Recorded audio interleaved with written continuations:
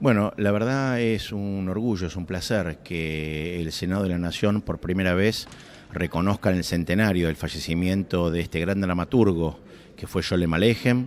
lo reconozca a nivel nacional. Aclaremos también que este año fue declarado año de Sholem Aleichem, y que la obra que ha sido estrenada en el Departamento de Cultura en conmemoración a Sholem Aleichem, que se llamó Sholem Aleichem Recuerdo y Homenaje, también ha sido declarada de interés cultural por este mismo Senado de la Nación. Y la verdad que hoy es el cierre un poquito de estos actos de homenaje, en donde vamos a hablar, van a pronunciar discursos en distintos aspectos, respecto de distintos aspectos de la vida de Sholem Aleichem, tanto de su compromiso político, sionista, y también su compromiso, de hecho, también en la guerra ruso-japonesa. Vamos a hablar desde el punto de vista de su contribución a la literatura.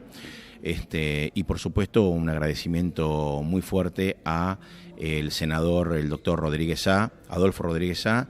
y a la senadora Liliana Negra de Alonso, dos senadores de la provincia de San Luis. Hemos de tener a continuación la palabra del director del área de cultura de la AMIA, rabino doctor Fernando Slagen. Muchas gracias. Buenas noches. En principio quiero agradecer particularmente a los senadores, el doctor Adolfo Rodríguez Sá y la senadora doctora Liliana Teresa Negra de Alonso, por haber organizado este evento que sinceramente a mí me emociona mucho que en el Senado de la Nación se haga un homenaje a uno de los más importantes dramaturgos y escritores del Yiddishkeit. Tal como decía Abraham, yo simplemente quiero dar otro aspecto de Sholem que tiene que ver con su compromiso no solamente con las letras, obviamente, sino con su realidad contemporánea. Y en este sentido, varias semanas luego del 5 de septiembre de 1905, pero en ese mismo otoño, fecha en la cual se firmó el Tratado de Paz en Portsmouth, Estados Unidos, entre Rusia y Japón, poniendo fin a la guerra ruso-japonesa por el control del Lejano Oriente, Sholem publicó en Varsha, en Varsovia, una filosa sátira antirrusa, un escrito aproximadamente de 12 páginas en yiddish, cuyo título original era Der Vetter Pini min der Mumme Reisi, es el tío Pini con la tía Reisi. Acordémonos que la guerra ruso-japonesa comenzó a principios del 1904 y duró muy difíciles 19 meses, por sobre todo para los muchos judíos de Rusia, quienes fueron reclutados por decenas de miles y enviados al frente japonés, entre quienes en dichas filas podemos nombrar a Josef Trumpeldor y a Janusz Korczak. Miles de soldados judíos perdieron la vida en batallas tan cruentas y extensas como la de Port Arthur en Manchuria, mientras otros miles se convirtieron en prisioneros de guerra en las islas japonesas. De hecho, y bajo las investigaciones del historiador Benami Shiloni, de la Universidad Hebrea de Jerusalén, en la guerra ruso-japonesa los judíos fueron por primera vez involucrados en una guerra moderna como soldados a un ritmo sin precedentes. Él justamente dice que unos 30.000 judíos lucharon en el frente, incluyendo a miles de médicos judíos, y dicha cantidad quizás fue la mayor de judíos que fueron a la guerra desde la revuelta de Bar Kokhba contra los romanos en el siglo II de la era común. Pero la guerra ruso-japonesa me refiero, provocó un despertar a gran escala, tanto dentro como fuera de la comunidad judía rusa, principalmente en relación con la cuestión de mantener la lealtad a un régimen que exigía el alistamiento de los judíos, pero que continuaba saqueándolos, matándolos y violando a sus mujeres en los pogroms, restringiendo obviamente sus derechos como ciudadanos. Esto se ve reflejado justamente en una emotiva carta al zar ruso de entonces, Nicolás II, que fue compuesta por Trumpeldor durante su encarcelamiento en una prisión japonesa, donde justamente plantea esta cuestión. Ahora, como mencioné, ese mismo otoño de 1905, varias semanas después de la firma del Tratado de Paz, Sholem publica en Varsovia esta sátira antirrusa, y la idea es quién eran estos dos personajes, ¿no es cierto? La tía Reisi y el tío Pini. ¿Qué quería decir Sholem Aleichem con estos dos personajes? Él en un momento cuenta también que el tío Pini temía a la tía porque a veces le daba una bofetada en la cara. Pero la situación se termina resolviendo con un acuerdo involucrando a un tercer personaje que era Yankee Doodle, que era un comerciante de gran riqueza, en fin.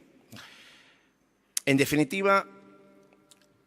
todo lo que quería mostrar Scholem en este escrito satírico es que alguien le tenía que enseñar a la tía Reise algunos buenos modales para que pueda aprender a llevarse bien con la gente. Al principio Scholem Alejem recibió un permiso para publicar este escrito por parte del órgano censor de Varsovia, pero poco después fue colocado en la lista negra de libros prohibidos. Los censores se dieron cuenta que la historia de la pelea familiar era una aguda sátira de la guerra ruso-japonesa, donde la historia menciona y caracteriza brutalmente a la tía Reise, léase Rusia, y al tío Pini como sustituto de Japón, en hebreo, Japán. Y, por supuesto, Yankee Doodle como la tierra de los yanquis, una de cuyas canciones nacionales es Yankee Doodle Dandy.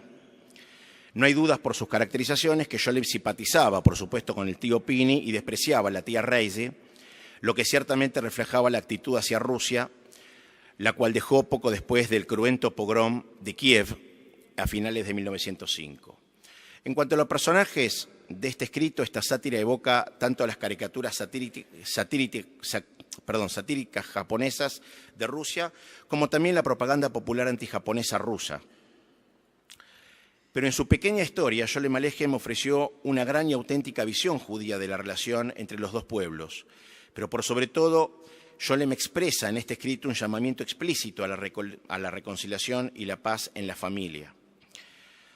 Ahora, una vez distribuida la obra de Scholem y después de la derrota de Rusia en la guerra y la insurgencia revolucionaria que estalló en el país,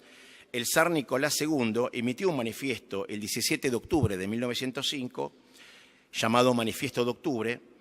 sobre su intención de establecer un parlamento y que los judíos también tendrían voto y que redactaría una constitución de estilo europeo para sus súbditos.